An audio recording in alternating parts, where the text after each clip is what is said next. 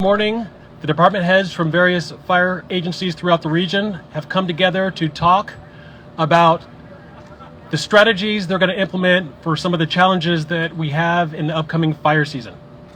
So we're grateful to have everybody here to help carry that message to the communities that we serve. First up, I'm going to introduce the Los Angeles County Fire Department Chief, Daryl Osby.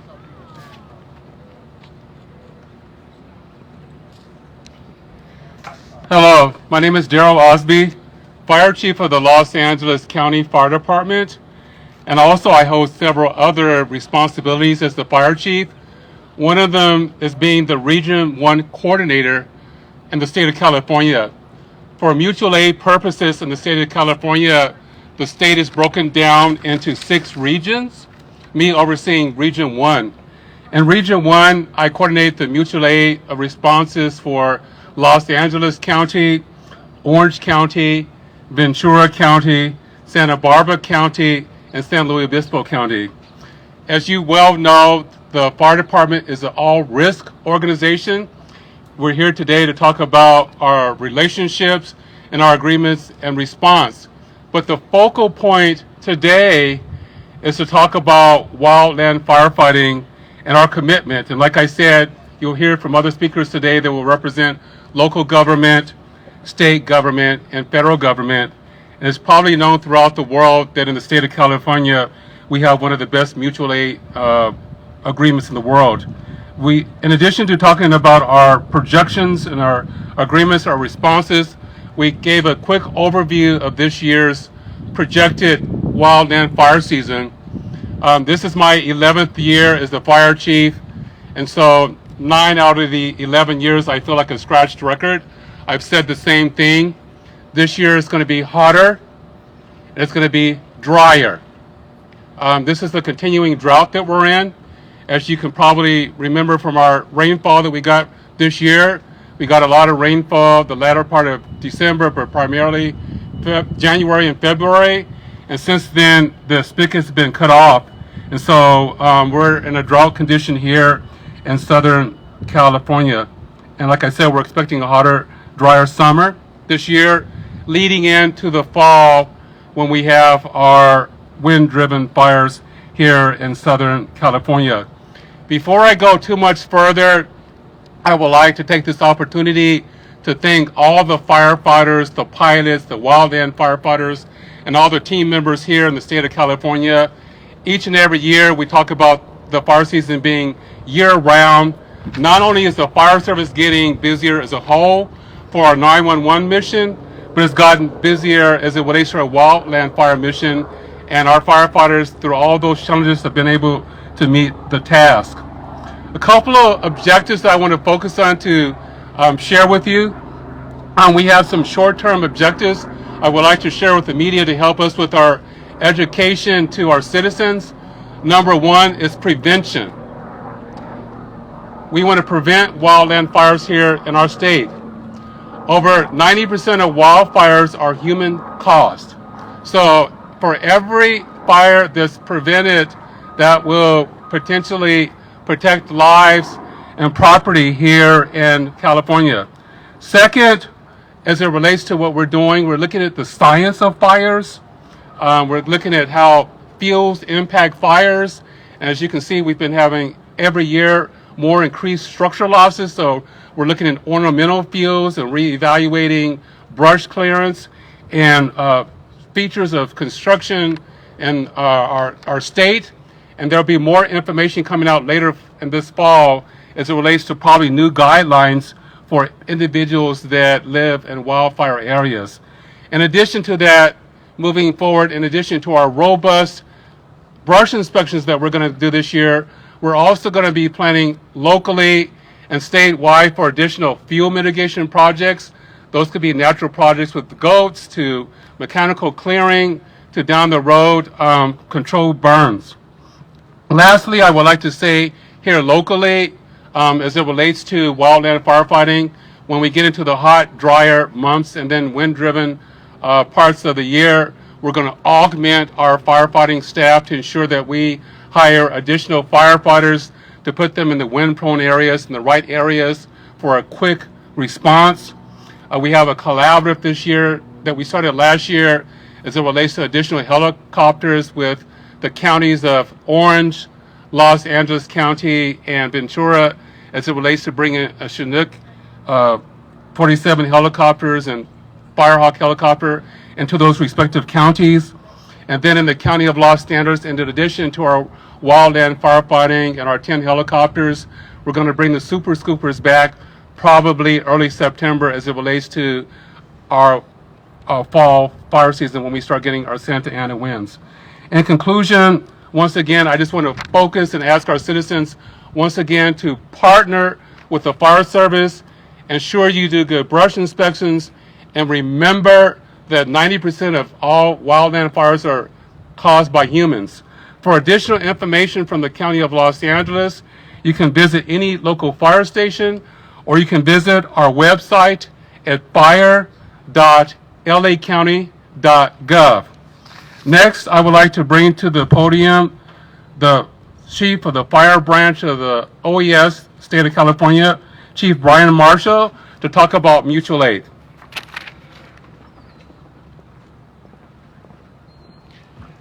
Thank you, Chief Osby. As Chief Osby mentioned, I work for the California Governor's Office of Emergency Services, and I manage the fire and rescue mutual aid system for the state. What does that mean? All of these fire departments across the state, they work day after day protecting their jurisdictions. But we know these major wildland fires are so large, so destructive, that no fire department can handle it on their own. So the call for mutual aid goes out, literally on a daily basis. Hundreds of fire engines, thousands of firefighters move up and down the state of California to assist fire agencies in their time of need. No one stands alone in California.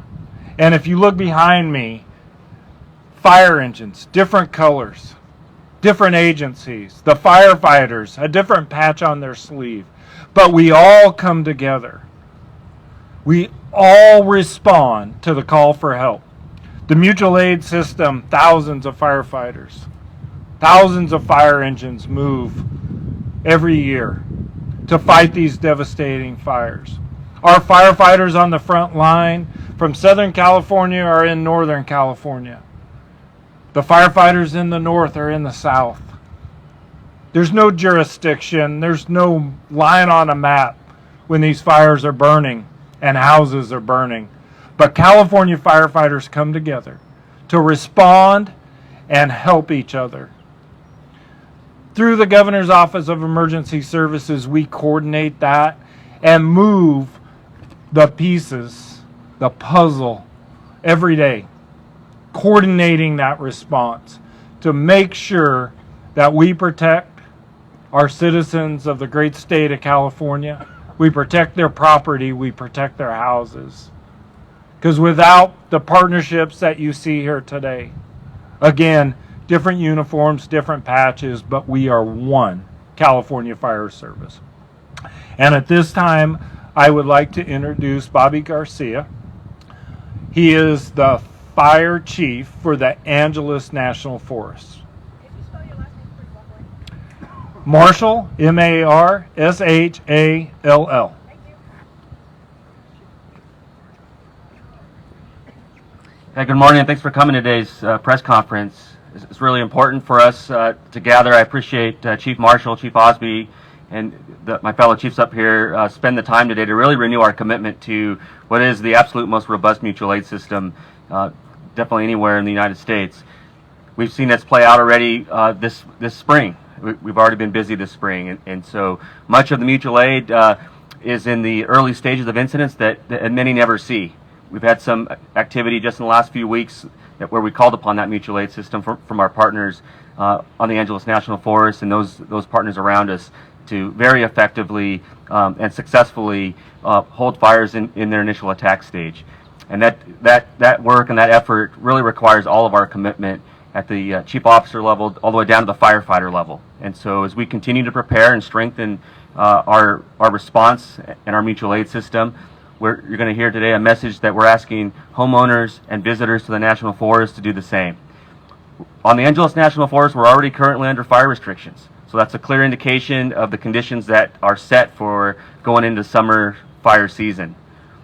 As those conditions on the National Forest continue to present challenges in terms of the fuel moisture, activity, temperatures going up for the summer, you're going to see an expanding fire restriction on the National Forest. So for those of you that live in and around the National Forest, and those of you that just visit the National Forest for recreation and other uses, we ask all the visitors to the forest to be vigilant. Please know the restrictions and go to our Angeles National Forest website to see what the current fire restrictions are before you go out and visit, as they may change as our situation and our condition changes. So with that, I'd just like to ask that as our visitors and the messages that you hear today may be specific to the jurisdictions that you hear from, please remember that once these fires are expanded, and as you already heard, as we come together across jurisdictions to respond to them, these fires can quickly move from one jurisdiction to another. And so as we're going to commit to working together in response to these fires, we're asking for that same level of commitment from all those around the National Forest to assist us in the fire prevention aspect of it. So with that, I'm going to introduce up to the podium from the Orange County Fire Authority, Fire Chief Brian Fennessy. Yes, sir. My name is Robert Garcia, the Fire Chief for the Angeles National Forest.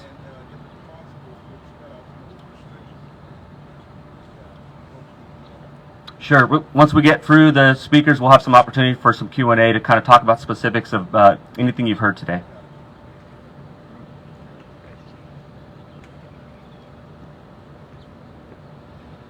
Good morning, Brian Fennessy, Orange County Fire Authority. I want to thank Chief Osby for hosting the Region 1 annual meeting again. I want to thank you all for being here. Thank you, Chief Garcia with the Angeles National Forest. For me, this is home. I grew up here in Altadena, California, Pasadena. Got my start in 1978 just on the other side of the fence here with the Forest Service on a hotshot crew. So it's always a pleasure to be here at this meeting. It just brings back so many memories. And again, thank you for being here. You're the ones that are carrying our message. And if you hear nothing else today, know that it's the relationships, whether it be through mutual aid, through the individual agencies, the relationship we have with you that makes the system work. You are our voice. You're the ones that are going to be out letting our citizens know here in Region 1, which is Southern California, all those things that they need to be prepared for, whether it be prevention, whether it be suppression. We uniquely, ourselves, Orange County, LA County, Kern County, Ventura County, Santa Barbara County, we're known as contract counties. The state of California, CAL FIRE, provides us significant funding to protect hundreds of thousands of acres of state responsibility area within our counties. Our relationship with CAL FIRE, with the Forest Service, with each other is strong. It's why the system works.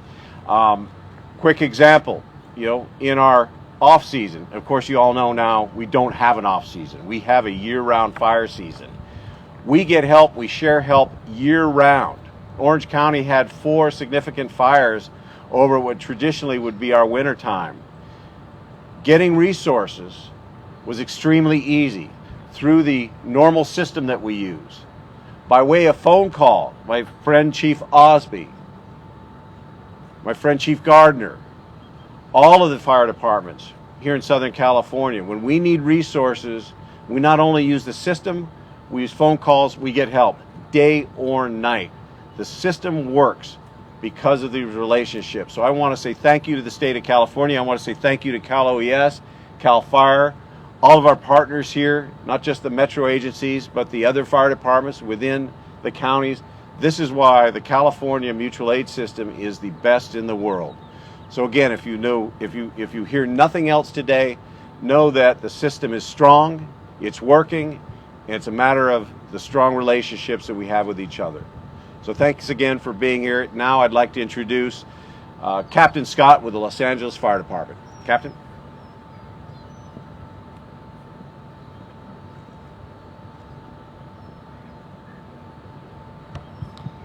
Hi, good afternoon. Captain Eric Scott, Los Angeles City Fire Department. And on behalf of Fire Chief Kristen Crowley, we're honored to talk to you very briefly about brush clearance. And it's a very important topic. And so we'll go over two questions, but the first is really, what is brush clearance and why is it important? So it's important because, simply put, wildfires continue to threaten homes throughout our areas. And it's that brush clearance that provides us the defensible space for us to do our job and to protect lives and property. So it gives us that defensible space that's very important, and that's where you can join our team. And simply put, we want you to really concentrate on the ground fuels. It's that lower vegetation that we want cleared, because that's what's going to spread a wildfire. It's what we often will refer to as a fire ladder. It'll start on the ground, it'll start to spread up those trees, especially through the dry or dead vegetation, and then it'll be caught by the winds, and that's where embers get spread. That's why brush clearance is so important. The second question is essentially, what are the brush clearance requirements? So we're not going to go over all of them today. You can go to lafd.org/wildfire to get all the particulars, but simply put, you want to take all the weeds and grass and trim them down to 3 inches. We want you to trim up the bottom third of a bush, the bottom 6 feet of a tree, and around your home, if you're walking the perimeter of your roof line and say you're 5 feet tall, we don't want any branches to hit you in the head. We want to have that complete 5-foot clearance around your roof line, and double that 5 feet to 10 feet when you're looking at a chimney, a roadway, or a fence. And so this is an excellent opportunity where you get to join our team. We will provide the offense, and we want you to provide the defense. We'd love to put a fire engine in front of every home, but that's just not possible. So this will give us that defensible space to be able to do our job. Again, you can look at the specifics for brush clearance on lafd.org/wildfire. And at this point, we're honored to introduce next the Fire Chief of Ventura County Fire Department, Dustin Gardner.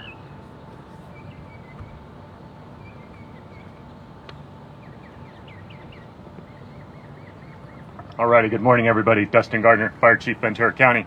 It's my pleasure to be up here this morning to round this out and finish it for the day. You've heard from the other fire chiefs and Captain Scott, your Southern California fire agencies, your California fire agencies, they're committed. They're committed to providing that offense Captain Scott just talked about. They're committed to being there for the citizens that live in California and visit California. We are dedicated to that cause.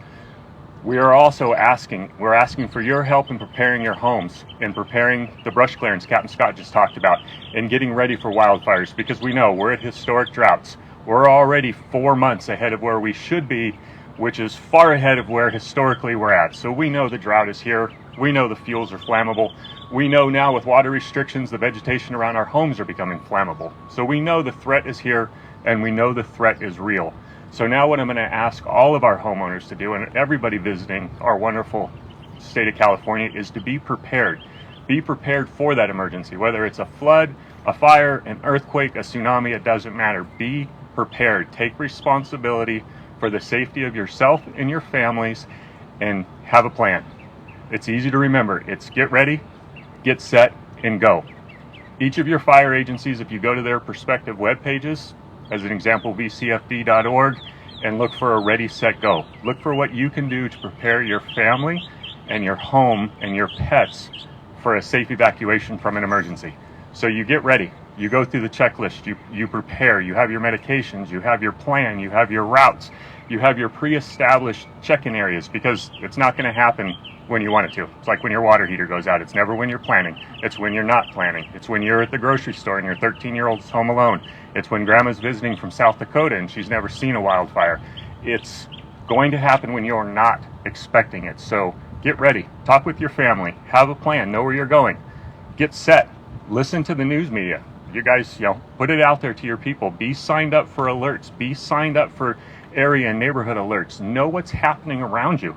We live in a bubble sometimes. Pay attention to what's happening in the next city. Pay attention to what's happening a ridge line over, because that could be in your neighborhood in minutes.